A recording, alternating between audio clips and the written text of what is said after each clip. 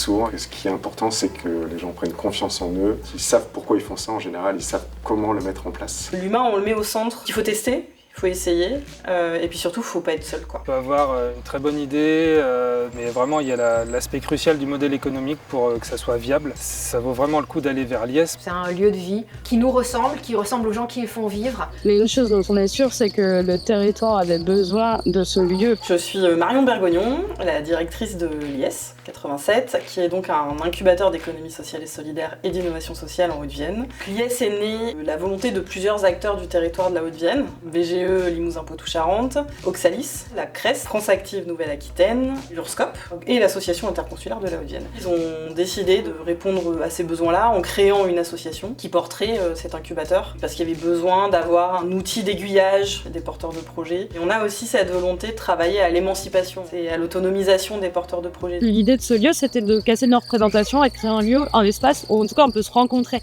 Il n'y a pas d'enjeu de discussion politique ou quoi que ce soit, mais c'est juste un lieu de rencontre, un espace où on peut venir à n'importe quel moment à travers les différents axes qu'on propose, quoi. C'est un projet social d'ampleur collective et il a besoin d'un collectif pour exister et vivre. Moi, j'ai beaucoup apprécié cette incubation. Ça a vraiment permis de nous accompagner sur toutes les étapes du projet qu'on avait déjà en tête, mais dans la manière concrète de le mettre en place, de le réaliser, tout le côté viabilité financière, comment réussir à créer un collectif à travers tout ça. Je m'appelle Pierre Coupard et je suis responsable associatif de l'association Pot de Sol Potagère et Solidaire, dont le but est de cultiver des terrains disponibles en maraîchage, que ce soit des espaces privés, des espaces publics, pour que la production soit destinée aux structures d'aide alimentaire et à la restauration collective. On a été accompagné par Liès, c'était en 2022. Ce qui m'a marqué et ce qui nous a pris un peu de temps à bien intégrer la chose, c'est l'importance du modèle économique. Le conseil ultime qu'on lui a donné, c'était même avant la candidature, c'est de lui dire ne reste pas seul, va chercher un collectif, consolide-le. Et ça a tout changé. Je suis Séverine Austin, la coprésidente de Lulu la Coussacoise, qui est un tiers-lieu à Coussac-Bonneval. On fait des ateliers cuisine, des ateliers feutre, des ateliers vannerie, fermentation. Dans le cadre de transmission de savoir, on a aussi un repair café qui permet aussi à un autre type de public de venir, de réparer ses propres objets cassés. Ça, c'est génial d'avoir ce temps-là, de pouvoir expérimenter nos activités et les gens qui viennent. L'impact le plus fort, c'est celui de la prise de conscience que d'autres manières de faire, d'autres manières de travailler, d'autres manières de vivre le collectif existent.